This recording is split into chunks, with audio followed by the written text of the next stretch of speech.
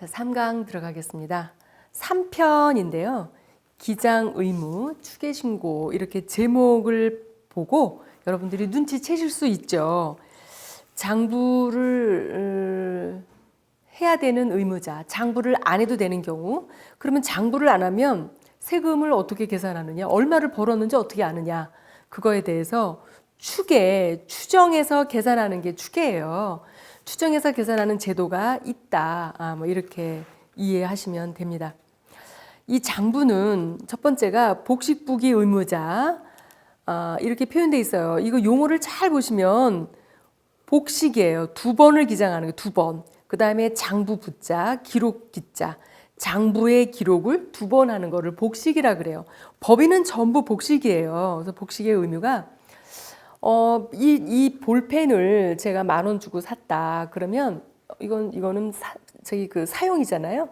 그럼 이 돈 어디서 났는데 이 원천 이거를 같이 기록하는 걸 복식이라고 합니다. 예금 통장에서 뺐어. 그러면 예금은 줄이고 소모품비는 늘리고 뭐 이런 거예요. 뭐 외상으로 물건을 5천만 원치 사왔다. 그러면 그 물건이 월려. 그러면 원재료가 늘어나고 외상이 늘어났다. 뭐 이렇게 두 번 기록하는 걸 복식이라고 합니다.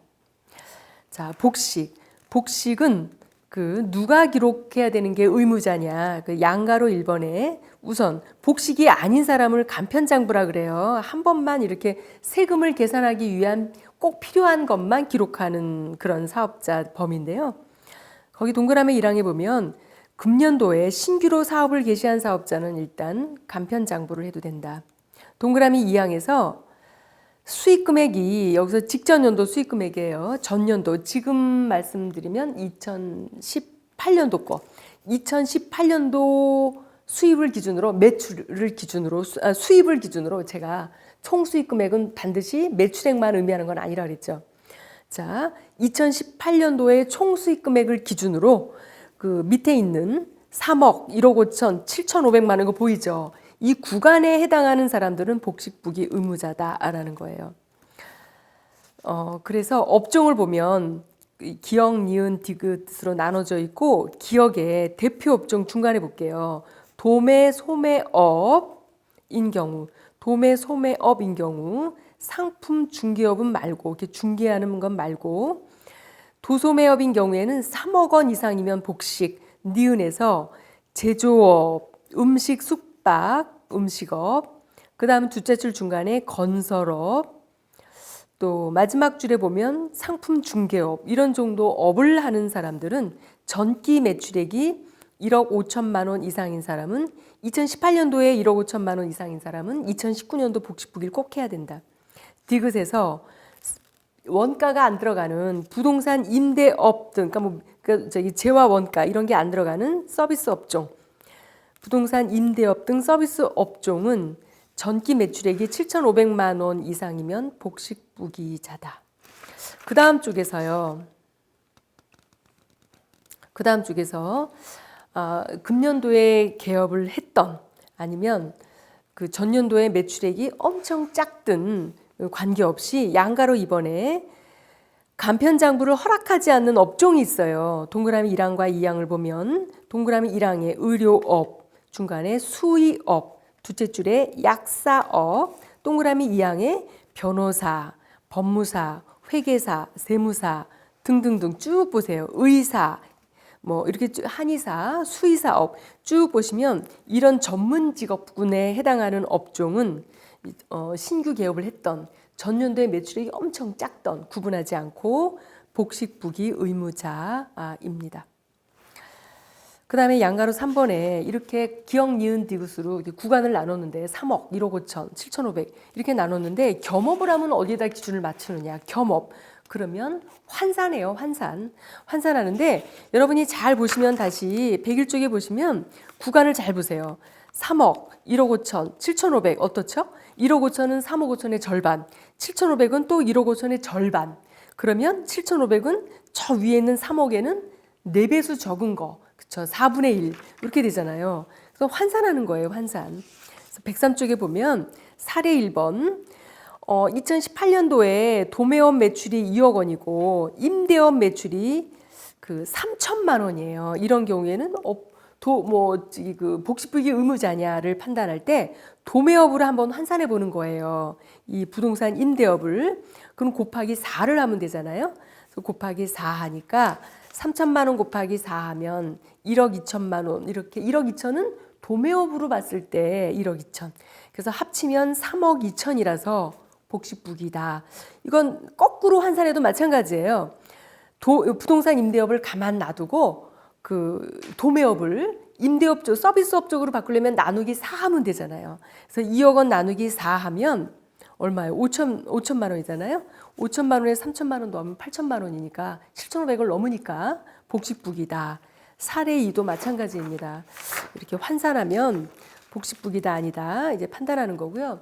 그 다음에 신규 사업자는 무조건 간편이라고 그랬는데 그 신규의 의미가 뭔가 백사 쪽에 그 신규의 의미는 거기 체크한 거 첫째 줄에 보면 그 사업자 등록을 냈던 안 냈던 사업을 계속적으로 한 사람이던 뭐 관계치 않고 그 신규로 사업을 개시한 날의 의미는 개시일의 기준은 업종이 제조업 같으면은 제조를 개시한 날.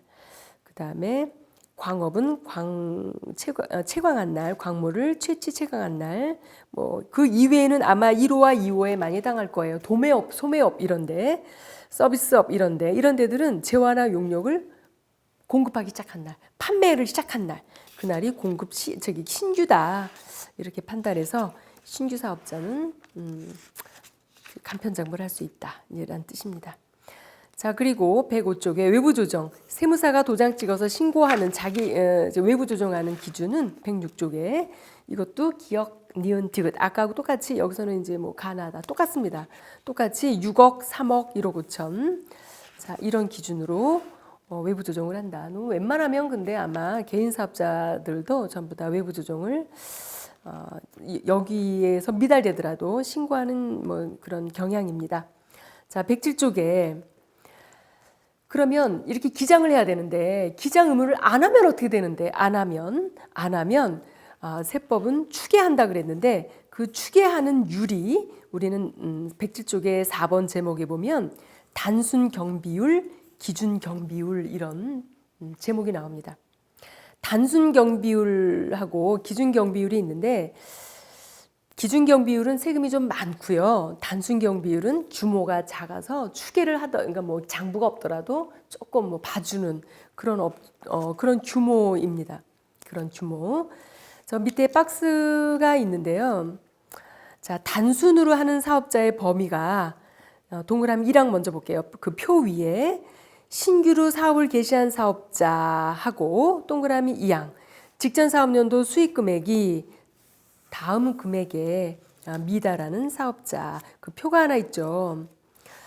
직전 연도 그러니까 2018년도의 기준입니다. 2019년도 거 우리는 지금 신고해야 되니까 2018년도의 매출액이 기억, 니은, 디귿 아까 그거와 같은 구분으로 도소매업 같은 경우에는 6천만 원을 초과하면 6천만 원까지는 6천만 원 미만 그러니까 미달이니까 6천만 원 미만은 6천만 원 미만은 단순 경비율 그다음에 그 니은의 구간에 해당하는 업종들은 3,600만 원, 디귿에 해당하는 서비스 업종은 2,400만 원 이상이면 그 기준 경비율을 미달이면 단순 경비율을 적용한다.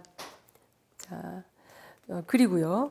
설사 신규로 사업을 했다 하더라도 거기 그 동그라미 1항에 신규로 사업하면 단순대라고 했는데 설사 신규로 사업을 했다 하더라도 그 표에서 그 수익 금액이 복식부기 규모 복식부기 규모 기억해요? 3억, 1억 5천, 7,500 그 규모 이상이면 아무리 신규라도 그 세금을 적게 내는 단수는 허락하지 않겠다. 허락하지 않고요.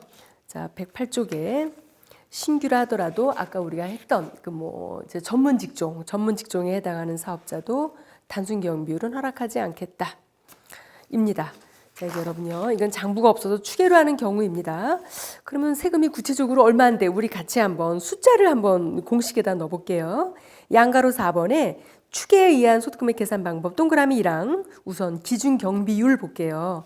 기준 경비율. 그 소득 금액을 거기 111쪽의 중간에 이게 검은색 공식이 하나 있는데요.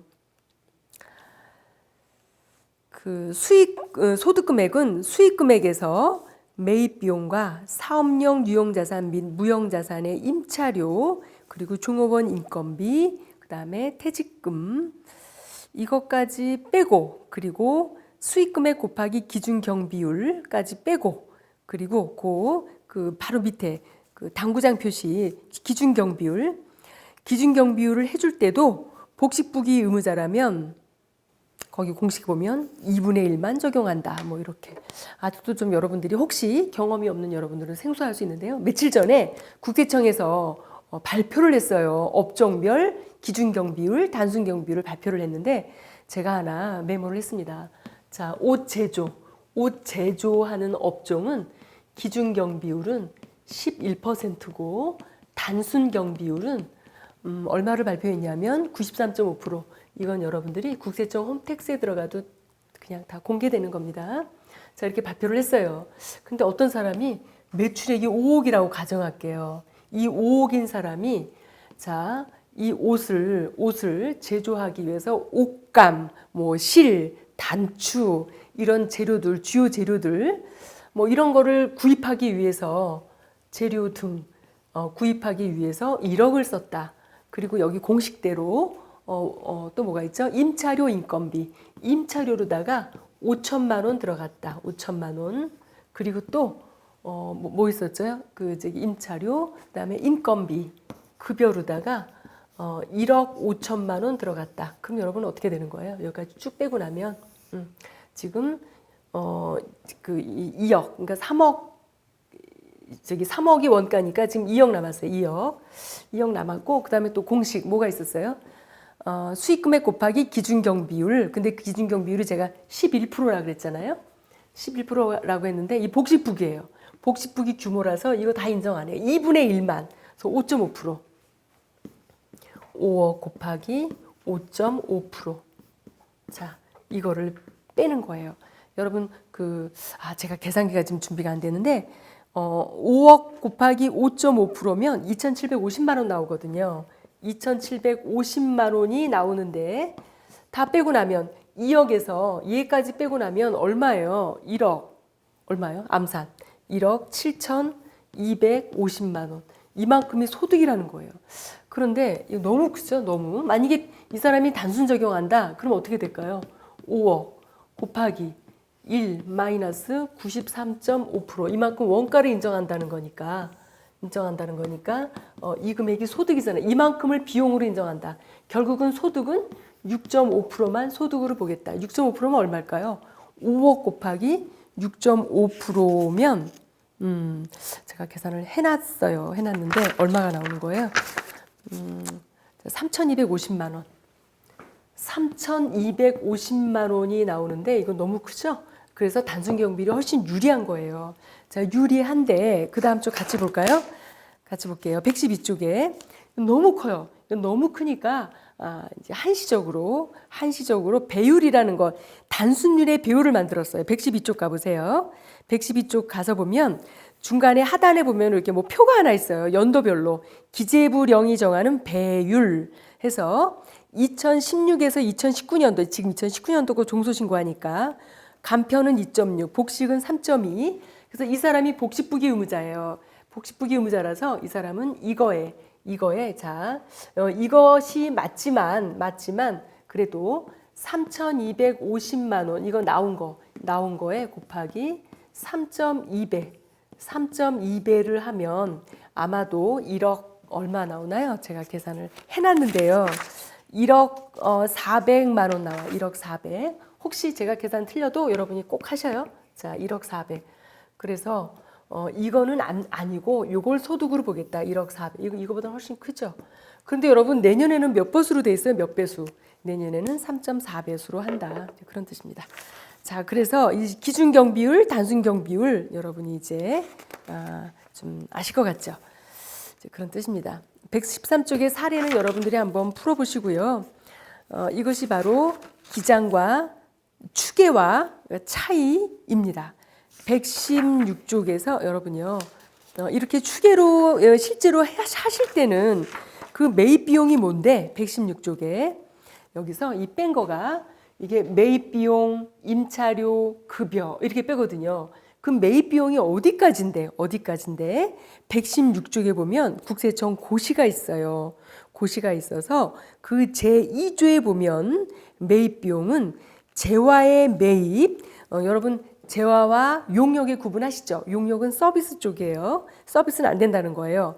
재화의 매입 그러면서도 그 재화라도 사업용 고정자산은 빼고 재화의 매입과 그다음에 외주 가공비, 운송업의 운반비는 매입 비용이다. 그래서 여러분들이 1호, 2호, 3호를 조금 더 한번 여러분이 보시고요. 자, 이렇게 해서 주요 경비를 빼고 이 계산을 한다 이런 뜻입니다. 그래서 여기서 이제 지금 웬만하면 벌써 이게 1억 400을 신고한다 하더라도 우리나라에서요 5억을 매출액 올려가지고 이렇게 소득이 남는 사업은 그렇게 많지가 않아서 이게 기준경비율로 추계로 하면은 굉장히 부담이 커요. 큰데도 불구하고 많아요. 상당히 많은데 그 많은 이유는 왜 그러냐면요. 이런 이유도 있어요. 저게 진짜 남아서가 아니라 뭐 이 안에 인건비가 들어가 있다. 근데 인건비 또 4대 보험이 부담스러우니까 아예 신고를 못하는 사업자도 있고요. 이렇게 사왔는데 여차저차해서 내가 뭐 매입 증빙을 못 받았다. 뭐 이런 분도 있고 뭐 형편은 좀 다양합니다. 그래서 여러분과 함께 장부 그다음에 축의 구분을 한번 해봤습니다. 자, 이번 강의도 이렇게 여기서 짧게 마치고 다음에 이제 4편 들어가겠습니다. 여러분 고맙습니다.